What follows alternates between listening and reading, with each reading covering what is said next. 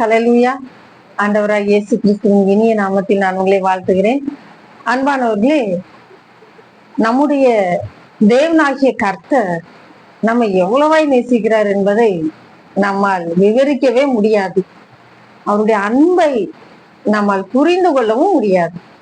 அப்படிப்பட்ட ஒரு அன்புள்ள கர்த்தர் அவர். நம்மை அதிகமாய் நேசிக்கிறார் என்பது எல்லாருக்கும் தெரியும். ஆனா நாம் அவரோடு எப்படிப்பட்ட உறவில் இருக்கிறோம் என்பது முக்கியம். நம்மை உருவாக்கினதனுடைய நோக்கம் என்ன? நாம் எப்படி அவரோடு கூட உள்ள ஐக்கியத்தில் இணைந்திருக்க முடியுமா முடியாதா? ஆதாமையும் ஏவாளையும் கர்த்தர் உருவாக்கினார். அவருடைய சாயலில், அவருடைய ரூபத்தின்படி அவர் உருவாக்கினார். எவ்வளவு அழகாக அவர்களை உருவாக்கினார். ஏதேன் தோட்டத்திலே கொண்டு வந்து வைத்தார். பகலின் குளிர்ச்சியான நேரத்தில் எல்லாம் அவர்களோடு உறவாடி மகிழ்ந்தார். இந்த ஒரு உறவுக்குத்தான் அவர் ஆசைப்பட்டார். அவருடைய பிள்ளைகளோடு நான் மகிழ்ச்சியாக இருக்க வேண்டும், என் பிள்ளைகளோடு நான் உறவோடு இருக்க வேண்டும். ஆதாமையும் ஏவாளையும் உருவாக்குவதற்கு முன்பாகவே படைக்கப்பட்டதுதான் நன்மை தீமை அறியத்தக்க கனி. அது ஒன்றை மாத்திரம் நீங்கள் சாப்பிடக்கூடாது என்று சொல்லி இருந்தார். அதன் நிமித்தமாக நாம் அவரோடு உள்ள அந்த உறவில் இருந்து வெளியே வர வேண்டியதாய் போயிடுச்சு. அந்த பாவம் உள்ளே வந்தது. இந்த பரிசுத்தமான அந்த இடத்தில் பாவம் உள்ளே வந்தது.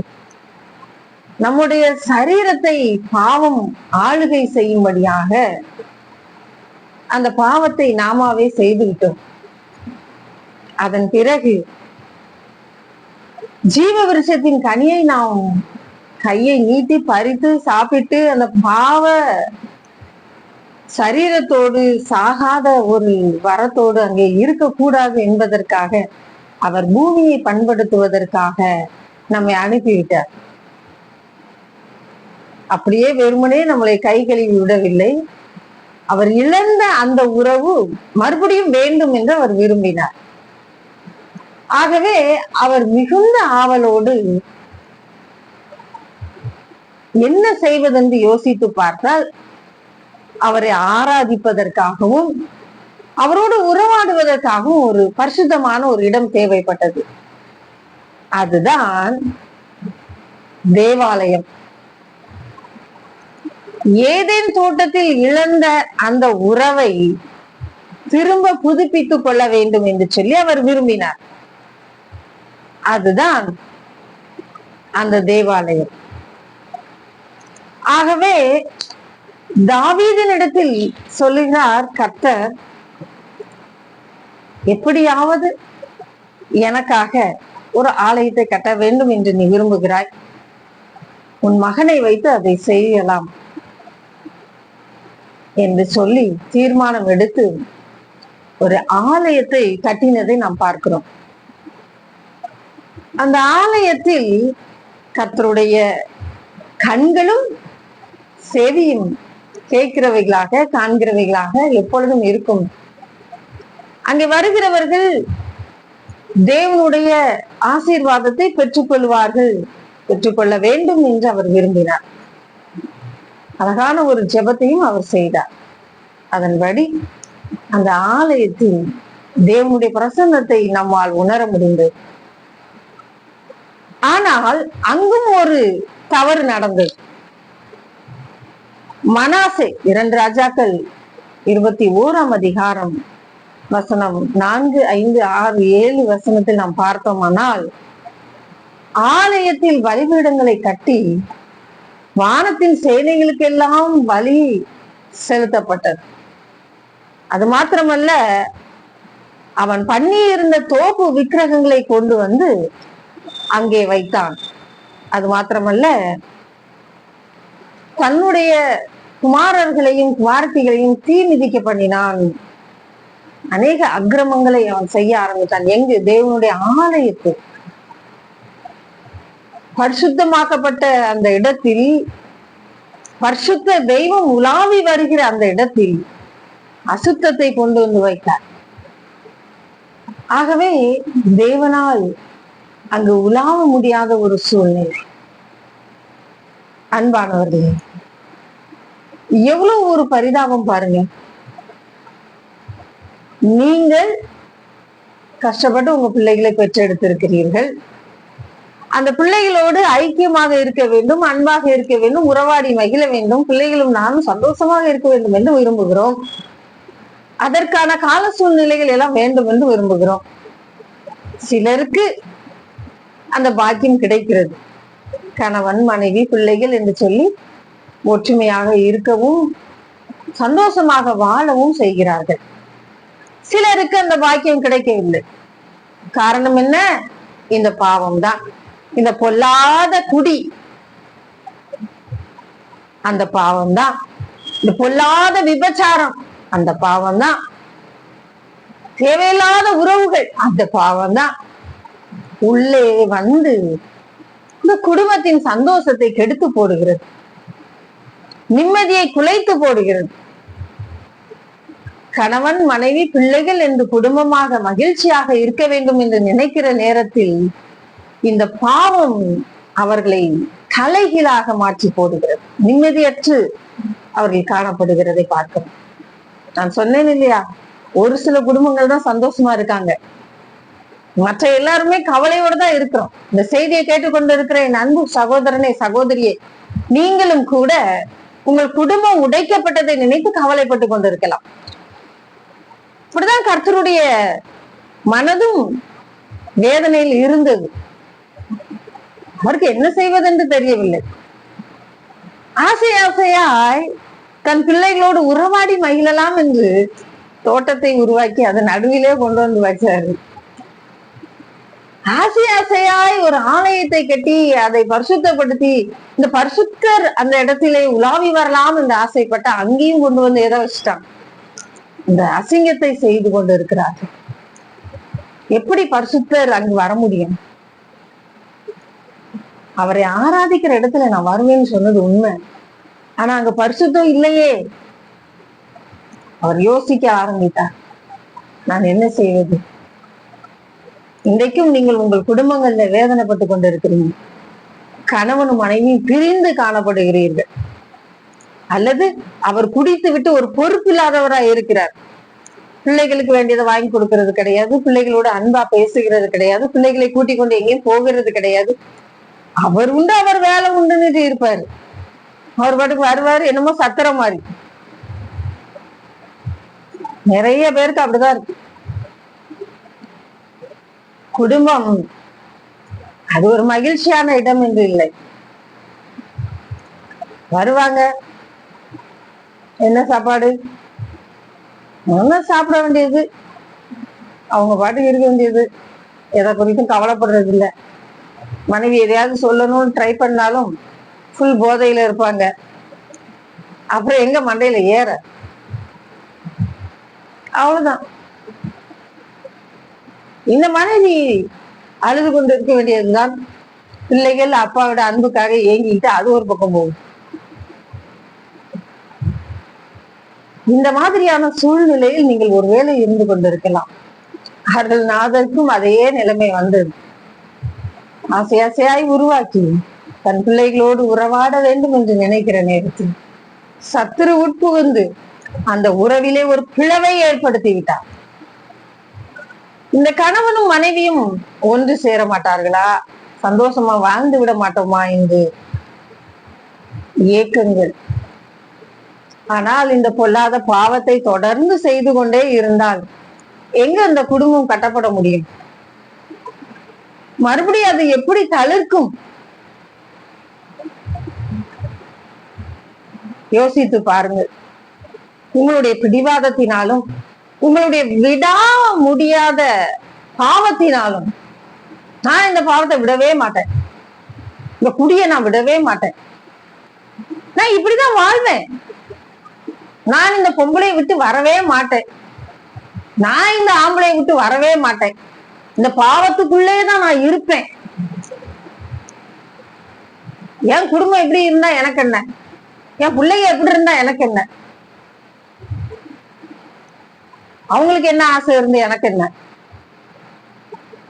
குடும்பம் என்பது ஒரு அழகான கூடு மாதிரி, ஒரு கோயில் மாதிரிதான்.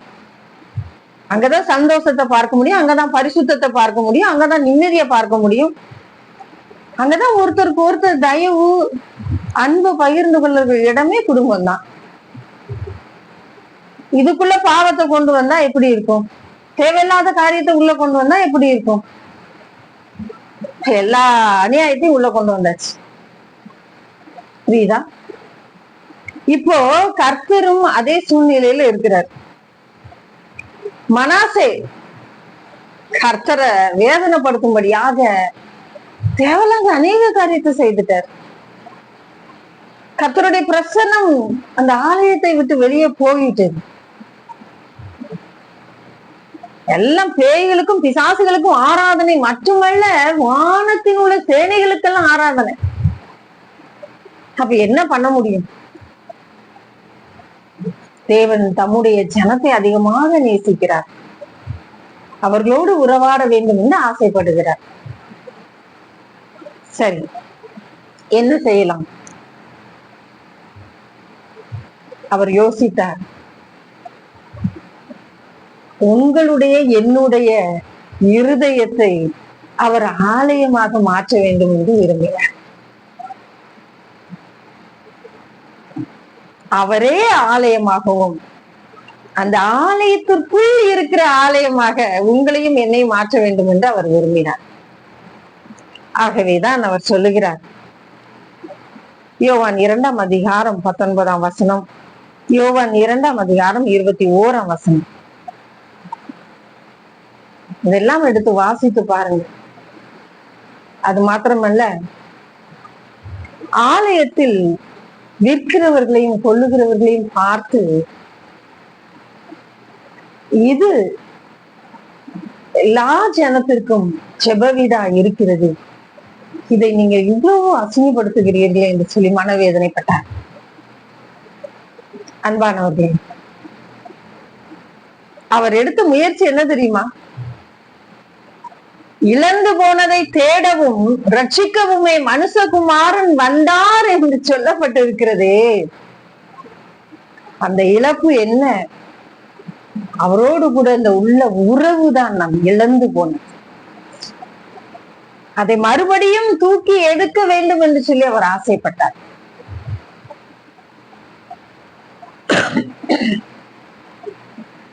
மறுபடியும் அந்த உறவில் நாங்கள் ஒன்றாக இருக்க வேண்டும், மகிழ்ச்சியாக இருக்க வேண்டும், அவர் ஆசைப்பட்டார். அதற்கு ஈடாக தன் ஜீவனையே கொடுக்க முற்பட்டார். தன் ஜீவனையே கொடுக்க முற்பட்டார். எதை நான் கொடுத்தாலும் அதை அவர்கள் அசிங்கப்படுத்துகிறார்கள், கனஈனப்படுத்துகிறார்கள், பரிசுத்தமானதை பரிசுத்த குலைச்சலாக்குகிறார்கள். நான் உலாவி வர முடியாதபடிக்கு அங்கே அசுத்தம் காணப்படுகிறது. என் மகனே, என் மகளே, நான் உன்னை அதிகமாய் நேசிக்கிறேன், நான் உன்னை அதிகமாய் நேசிக்கிறேன். என்னுடைய நேசத்தின் உச்சம் அந்த கொல்கொதா மலை, கல்வாரி சிலுவை, அங்கிருந்து வழிந்து வருகிற அந்த ரத்தம் என் பாவத்தை கழுவுகிறது, என் அக்கிரமத்தை நீக்குகிறது, எனக்கும் அவருக்கும் உள்ள அந்த இடைவெளியை அது சரி செய்கிறது. நீங்கள் என்னிலும் நான் உங்களிலும் நிலைத்திருந்தால் அந்த நிலைத்திருக்கிற வாழ்க்கையை அவர் விரும்புகிறார். நாம் நினைக்கிறோம், காலையில எழுப்பி ஜெபம் பண்றோம், நைட்டு வந்து ஜெபம் பண்றோம், அதுதான் நான் ஒரு கிறிஸ்தவள், நான் ஒரு கிறிஸ்தவன், ஆலயத்துக்கு போறேன், ஜெபிக்கிறேன், வந்துடுறேன். ஞாயிற்றுக்கிழமை ஆனா ஆலயத்துக்கு போவேன், மற்ற நாள்லாம் வேலைக்கு போயிடுறேன். காலையில எழுப்பி ஜெபம் பண்றேன், அதோடு முடிச்சு. அவர் நம்மோடு உறவாட ஆசைப்பட்டு தன் ஜீவனை கொடுத்து இருக்கிறார். இன்னைக்கு நான் அவரோடு கூட உறவாட வேண்டும், நீங்கள் அவரோடு கூட உள்ள ஐக்கியத்தில் ஒன்றாக இருக்க வேண்டும். அவர் விரும்புறது அதுதான். நீங்களும் உங்க பிள்ளைகளும் ஒரு குடும்பமா சந்தோஷமா இருக்க விரும்புவீங்கல்ல, அந்த உறவு தான் அவர் விரும்பினது. ஆகவே அவர் யோசித்து பார்த்தாரு. அங்க போனா சத்துரு தந்திரமா என்ன செஞ்சுட்டான்? பாவம் செய்ய வச்சுட்டான்.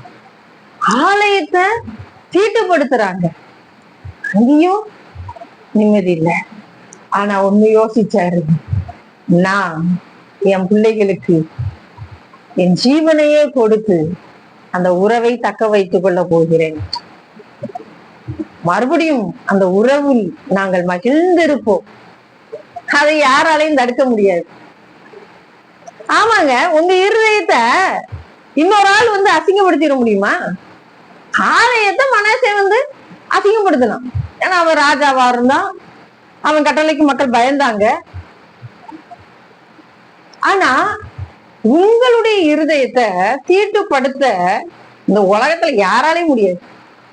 அது தீட்டுப்படுதுன்னா அது உங்களால மட்டும்தான் முடியும். இன்னைக்கு ஏன் இருதயத்துக்குள்ள பாவம் வருதோ அது என்னால மட்டும்தான் முடியும். என்ன பாவம் செய்ய வைக்க யாராலையும் முடியாது.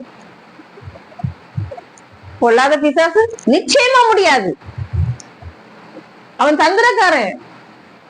ஓடுகிற ஓட்ட பந்தயத்துல ஓடிட்டு இருக்கும் போது அங்கங்க அப்படி எப்படி திட்டிக்கு போட்டு ஆசையை காமிப்பான். ஆனா என் இருதயத்துல அவருக்கு உறவாடுகிற இடம் கொடுத்திருந்தேனால் யாராலே அசைக்க முடியாது. அடிச்சு சொல்லுவேன், முடியாதுன்னா முடியாதுதான். அவருக்கும் எனக்கும் உள்ள உறவை அசிங்கப்படுத்த, தீட்டுப்படுத்த, கொச்சைப்படுத்த யாராலே முடியாது. ஆனால் நான் நினைச்சா முடியும். என் இருதயத்தை அசிங்கப்படுத்த, தேவன் தங்குகிற இந்த பரிசுத்தமான ஆலயத்தை தீட்டுப்படுத்த நான் நினைச்சா முடியும். நீங்க நினைச்சா உங்க இருதயத்தை தீட்டுப்படுத்த முடியும். நான் நினைச்சா முடியும். கர்த்தர் ஒண்ணு நம்மள அப்படியே ரோபோட் மாதிரி படைக்கல, புரியுதா?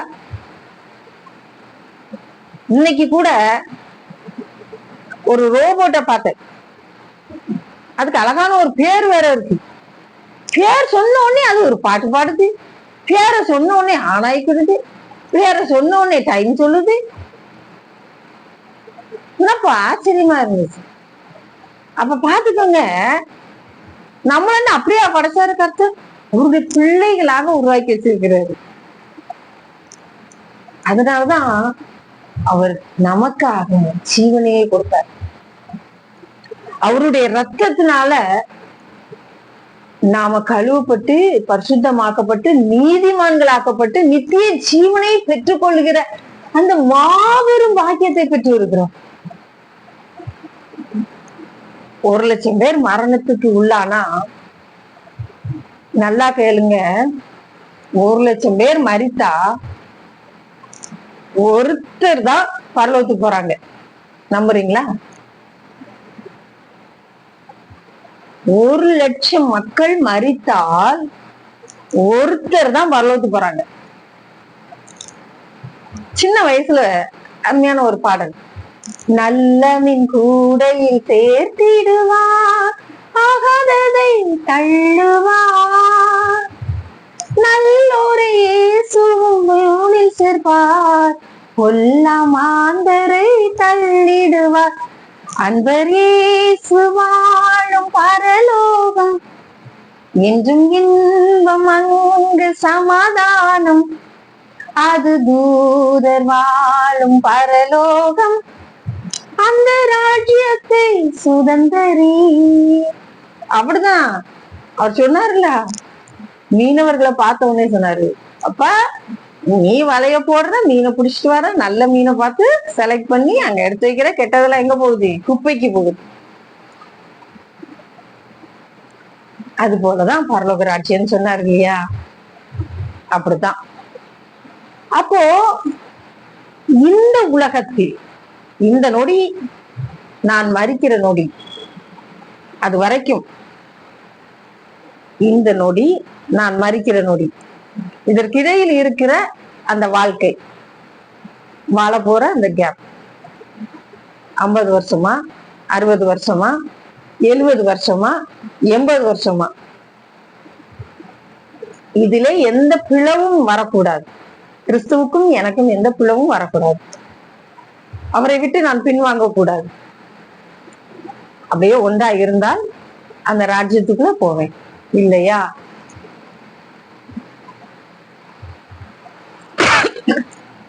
ஏனென்றால் அவர் பரிசுத்தர்.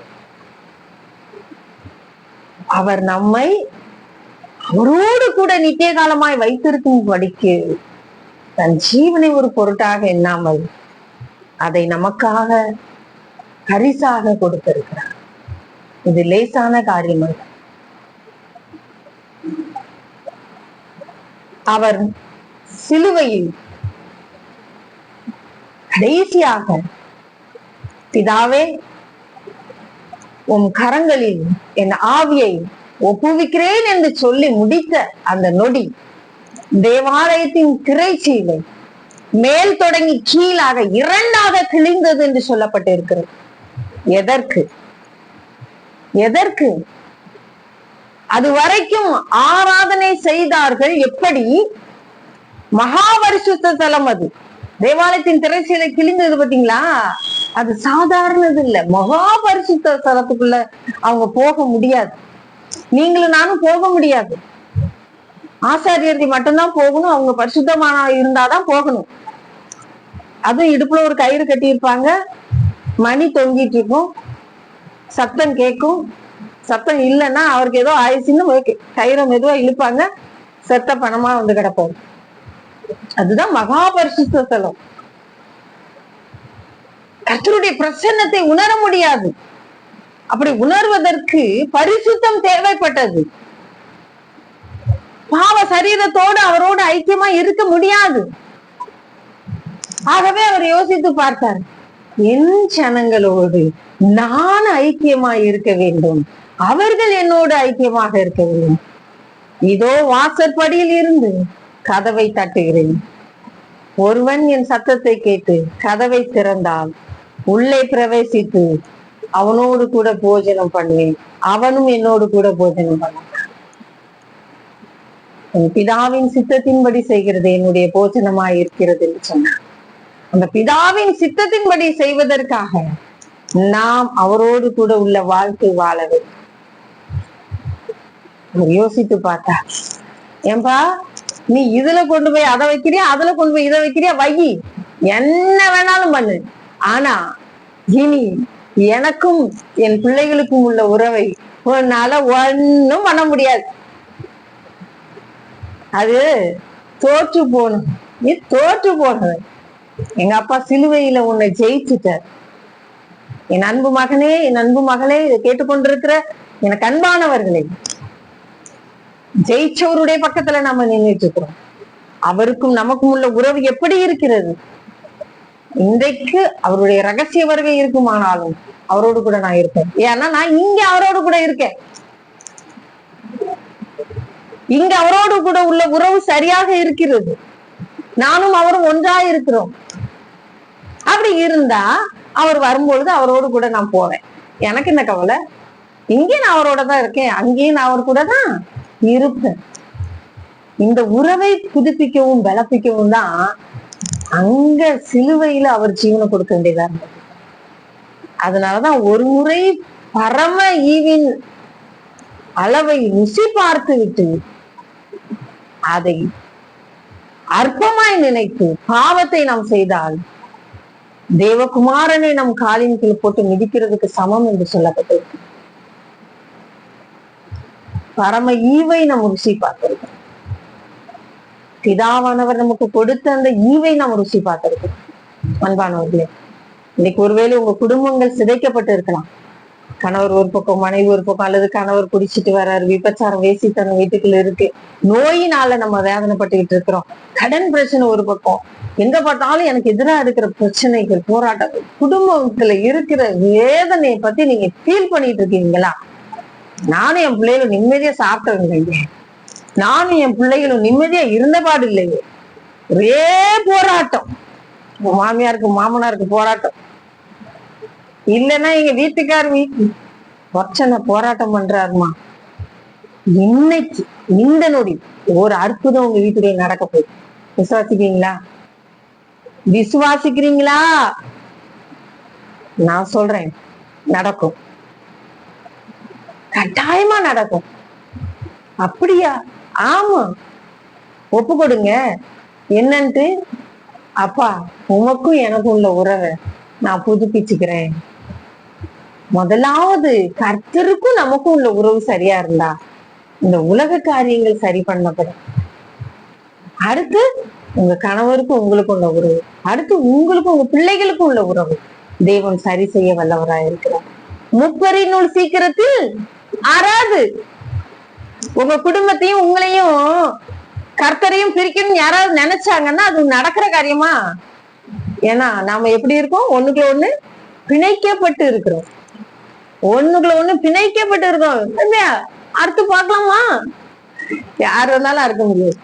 கர்த்தர் உங்களுக்கு துணையா இருக்கிறார். இன்னைக்கு அற்புதம் செய்ய போறாரு உங்க வீட்டுக்குள்ள. அந்த அற்புதம் வரப்போகுது. உங்க குடிகார கணவர் மாற போகிறார். வியாதி மறைய போகிறது. கடன் பிரச்சனைக்கு ஒரு முடிவு வரப்போகிறது. உங்க கண்ணீருக்கு ஒரு முடிவு வரப்போகுது. பெற்றெடுத்த பிள்ளைகள் இன்றைக்கு எப்படியோ இருக்கிறாங்க. அவங்க பிள்ளைகள் மாதிரியே இல்லம்மா, அவங்க எப்படியோ இருக்கிறாங்கம்மா. அவங்களுடைய வாழ்க்கை மாறணும்னு ஆசைப்படுறீங்கல்ல, மாறும். மனநிலை பாதிக்கப்பட்ட பிள்ளைகளை வைத்துக்கொண்டு, மனைவியை வைத்துக்கொண்டு, கணவரை வைத்துக்கொண்டு, மாமனார் மாமியாரை வைத்துக்கொண்டு இருக்கிற குடும்பங்கள் அதை மாற்ற போகிறார். விசுவாசிக்கீங்களா? எத்தனை குடும்பம் மாறி இருக்கு தெரியுமா? இன்னைக்கு நாம 2 காரியம் செய்ய போறோம். 1, கர்த்தருக்கும் எனக்கும் உள்ள உறவை நான் சரி செய்வேன். 2வது, எனக்கும் என் குடும்பத்திற்கும் உள்ள உறவை நான் சரி செய்வேன். என்னுடைய பாவத்தை நான் அறிக்கை செய்வேன். அவருடைய ரத்தத்தினால நான் கழுவப்பட்டு புது மனுஷி ஆவேன். அவரோடு உள்ள உறவை நான் பலப்படுத்துவேன். என் குடும்பத்தின் உறவை நான் பலப்படுத்துவேன். புத்தியுள்ள ஸ்திரீ தன் வீட்டை கட்டுகிறார். புத்தி இல்லாதவளோ அதை தன் கையால இடிச்சு போடுறான். எப்படி வீடு கட்டப்படும்? ராஜா இருந்தாதானே வீடு கட்டப்படும். ராஜா வாழுகிற அரண்மனையாக நம்ம வீட்டை மாத்துவோம். நம்ம ஜெபிக்க போறோம். கர்த்தருடைய சமூகத்துல ஒப்பு கொடுப்போமா? அன்பின் பரலோக பிதாவே, நீங்க வாங்கப்பா, உங்க பிள்ளைகளை ஆசீர்வதிங்கப்பா. ஒரு விசையாய் கண்ணீரோடு நின்று கொண்டிருக்கிறாங்க. ஒரு அற்புதத்தை செய்யுங்க. மறுபடியும் உமக்கும் எங்களுக்கும் உள்ள உறவை நாங்கள் புதுப்பித்துக் கொள்வோம். இன்றைக்கே ஒப்புக்கொடு. உம்மோடு ஐக்கியமாக இருக்கும். நித்திய ஜீவனை பெற்றுக் கொள்ள எங்களை ஆசீர்வதிப்பீராக. ஒவ்வொரு நொடியும் எங்களை பாதுகாத்து வழிநடத்துங்க. சத்துரு தொடாதபடிக்கு வேலி அடைத்து காப்பீராக. குடும்பங்களிலே காணப்படுகிற கொல்லாத குடி வெறி இயேசுவின் நாமத்துல வெளியேறி போ பிசாசு. குடும்பங்களிலே காணப்படுகிற வேசித்தன ஆவிகள், விபச்சார ஆவிகள் இயேசுவின் நாமத்திலே மறைந்து போகட்டும். குடும்பங்களிலே காணப்படுகிற சண்டைகள், பிரச்சனைகள், குழப்பங்கள், போராட்டங்கள் முடிவுக்கு வரட்டும். நிம்மதி சமாதானம் உண்டா. உமக்கும் அவர்களுக்கும் உள்ள உறவு பலனாகட்டும். இயேசுவின் நாமத்தினால எல்லா சத்துருவின் கிளிகளும் அழிந்து போகட்டும் என்று கட்டளையிடுவோம். எல்லா செய்வினை கட்டுகளும், மருந்து, மை, பிசாசினுடைய ஏவுதல்கள் இயேசுவின் நாமத்துல செயலிழந்து போகட்டும். விடுதலை, சுகம் உண்டாவதா, சுகம் உண்டாவதா, பலனடையட்டும். இருதயம் பலனடையட்டும். மூளைகள், நரம்புகள், தசைகள் பலனாகட்டும். ஆஸ்பத்திரியில, வீடுகளில் இருந்து வேதனைப்பட்டுக் கொண்டிருக்க ஒவ்வொருவர் மீதும் கர்த்தருடைய கரம் இறங்கி பூரண விடுதலை கொண்டு இப்பொழுதே சுகத்தை பெற்றுக் கொள்ளுங்கள். அது மாத்திரமல்ல, கடன் பிரச்சனையினால கண்ணீர் வெடித்துக் கொண்டிருக்கிற பிள்ளைகள் கர்த்தர் இன்றைக்கு தொட்டு உங்களுக்கான ஒரு வாசலை திறக்கிறார். கவலைப்படாதீங்க, கவலைப்படாதீங்க, கவலைப்படாதீங்க. பிரவீனா, கவலையே படாதம்மா. கர்த்தர் உன் கூட இருக்கிறார். அவர் உனக்காக இறங்குவேன் என்று சொல்லுகிறார். கொள்ளாத பிசாசினால வேதனைப்பட்டுக் கொண்டிருக்க குடும்பத்தை பார்க்கிறார். இயேசுவின் நாமத்துல போ பிசாசு, குடும்பத்தை அலக்கழிச்சுக்கிட்டு இருக்கிற வெளியில போயிருந்து கட்டளை குடும்பத்தை ஆசீர்வதி. உங்களுடைய தூய கருத்துக்களை போயிருக்கு. இயேசுவின் நாமத்தில் ஜெபிக்கிறோம் நல்ல பிதாவே. ஆமேன், ஆமேன். கர்த்தர் தாமே உங்களை ஆசீர்வதிப்பாராக. தொடர்ந்து என்னோடு செபத்திற்கு வர வேண்டும் என்று விரும்பினால் திரையில காணப்படுகிற இந்த எண்ணோடு தொடர்பு கொண்டு என்னிடத்துல பேசலாம். தொடர்ந்து நான் உங்களுக்காக ஜெபிக்க ஆயத்தமாக இருக்கிறேன். நன்றி. கர்த்தர் உங்களை ஆசீர்வதிப்பாராக.